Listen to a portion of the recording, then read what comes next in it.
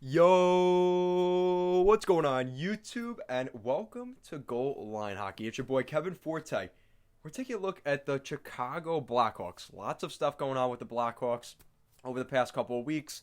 The core is a little bit upset with the situation around Stan Bowman and the Chicago Blackhawks rebuild after that letter. We'll be taking a look at some of that in this video. If you like what we're doing here at Goal Line Hockey, and want to see the latest news around the NHL, make sure to give this video a thumbs up and a subscribe down below. And let's take a look at the Chicago Blackhawks.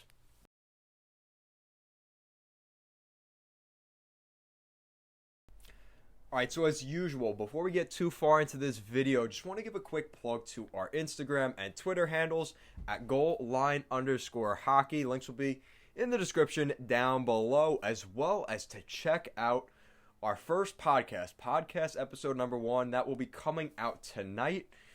This is recorded a day late, so which feels weird for me because it's tomorrow night, but for you guys, it's tonight.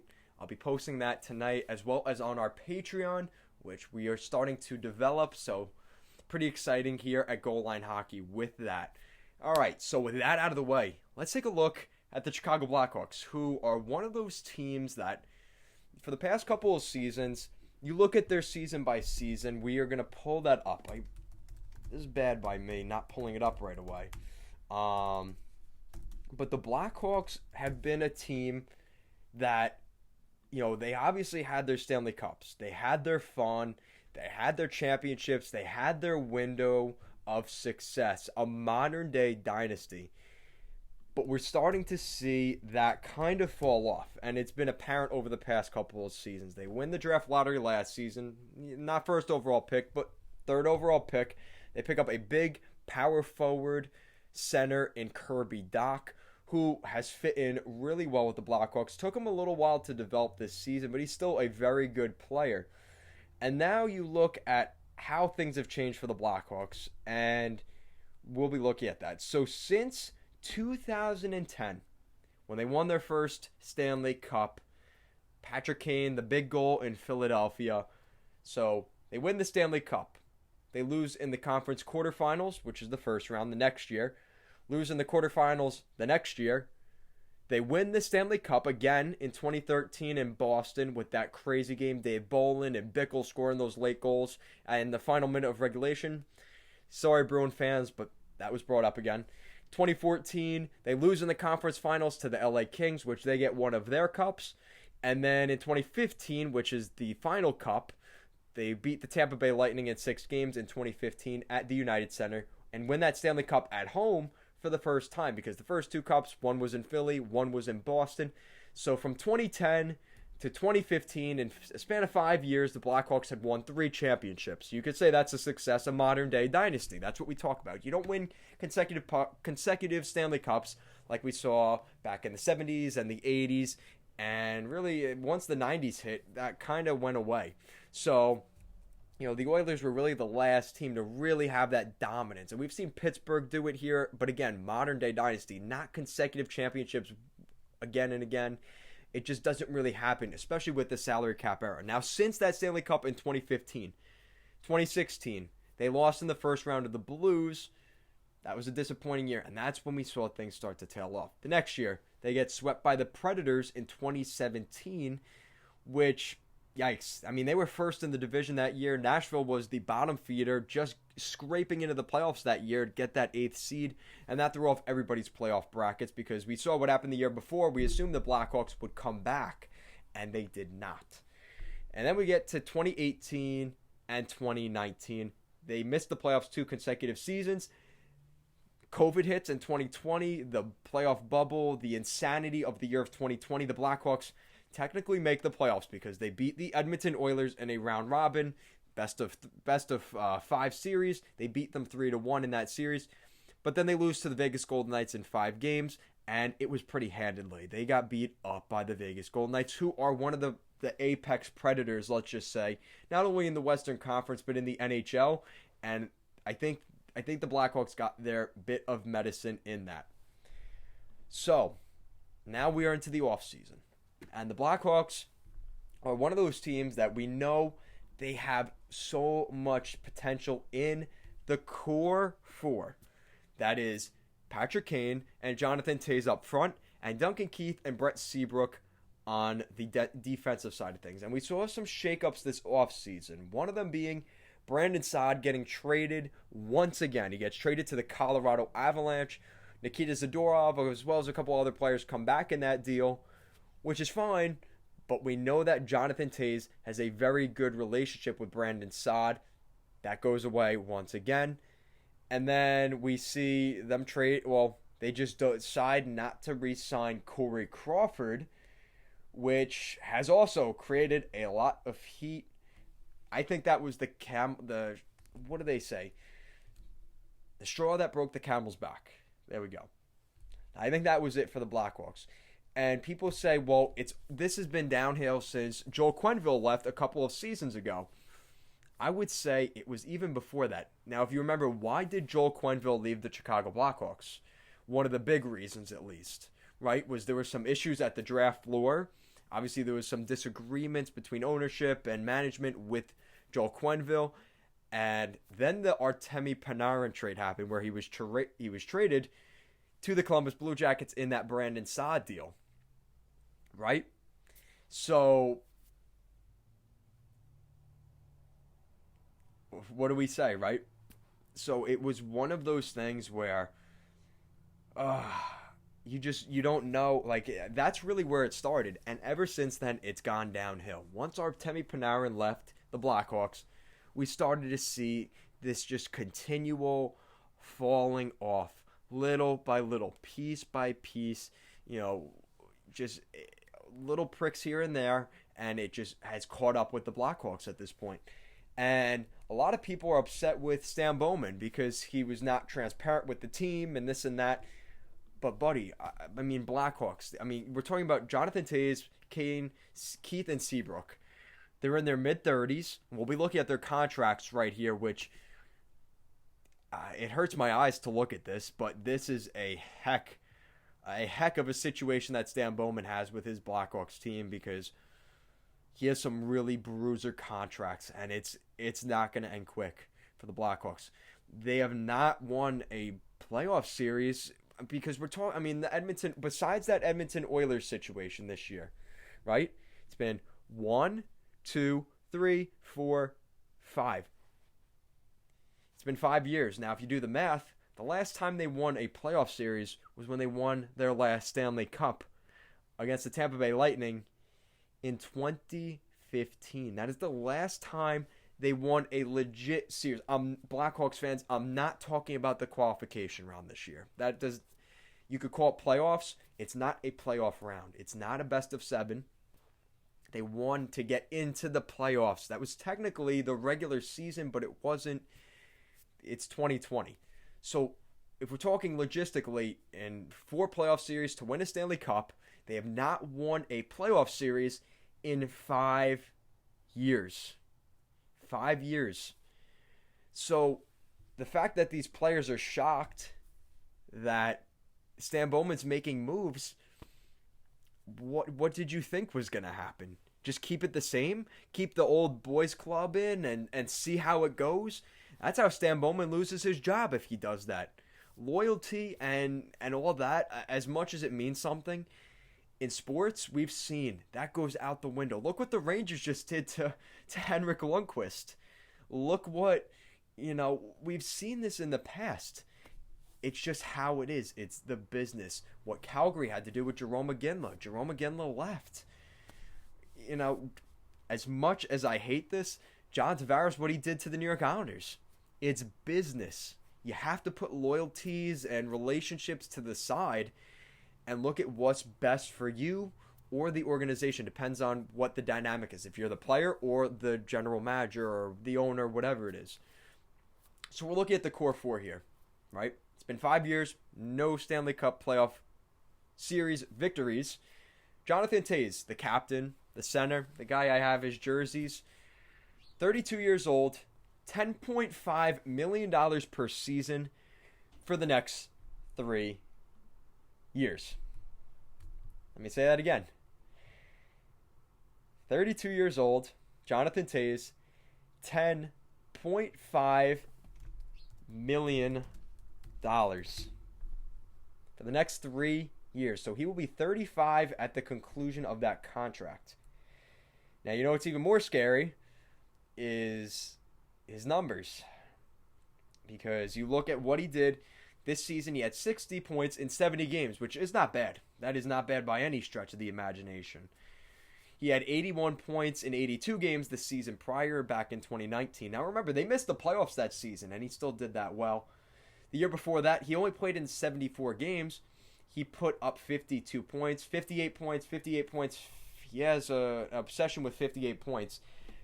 66, 68, 48, 57, and now we're getting into before he was in his prime. Jonathan Toews is getting older, and he's not going to have these seasons that much longer. Former 2006 third overall pick. I love Jonathan Toews. I have 2 of his jerseys. I have their regular red home with Jonathan Toews and the captain, and I have this jersey with Jonathan Toews and the captain. Jonathan Toews, as much as I love Patrick Kane, I really appreciate Jonathan Toews and what he means to that Blackhawks team.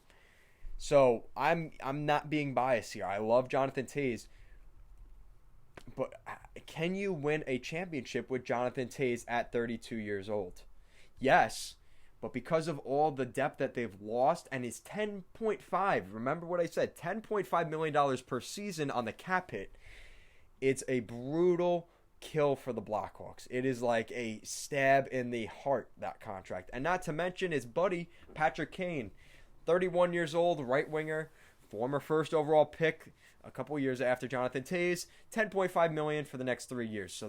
So basically $21 million in 2 players. Now we talk about teams around the league that have these salary cap issues, and you know I'm going to bring them up. The Toronto Maple Leafs. Those big 4 players make up a ton of cap space on their team. John Tavares, Mitch Marner, Austin Matthews, as well as William Nylander. It kills them. And we're seeing that with the Blackhawks here. Now, the Leafs still have a chance, and they're starting to get their depth killed too, which I'm going to have to make a video entirely about that. But as of right now, like, the Blackhawks don't have that swagger that they did back in 2015, and it's gotten worse since then. And that's just how it goes. And unfortunately, you look at the even more dire scenarios. You've got Duncan Keith, 37 years old, for another 3 years at $5.538 million per season. So let's just round it. Let's just say $5.5 million for 3 seasons on a guy that's going to be 40 years old once that contract expires. And do I want to bring up the guy that's already on IR, and we saw this past season really struggled? And I really love number 7 for the Blackhawks, Brent Seabrook. Right shot defenseman, 35 years old right now. He has 4 years left at almost $7 million per season. So, now brings up the question that I brought up with Jonathan Toews earlier. Can you win a championship with these 4 players still? You could back in 2015. You could back in 2013. You could back in 2010. But now that they're getting all this money, and they're getting older, and they've had a lot of playoff games under their belt, yes, they won, but that is wear and tear as years go on. I hate to say it, I don't think we see Brent Seabrook play with the Blackhawks anymore. That's my hot take. And he still has 4 years left on that deal. So they can't move that contract unless they're trading a first-round pick with him. And even then, I don't think teams are going to take it because of the flat salary cap over the next couple years. Cap space is the most dire thing in the NHL right now. So the Blackhawks not having that really hurts. Really hurts them bad. And no movement in the cap just makes it that much worse. And then Duncan Keith at 5.5. I mean, we're talking about over $30 million and 4 guys that the youngest is 31 in Patrick Kane, and the defensemen are going to be 40 when their contracts end at over 5.5 each.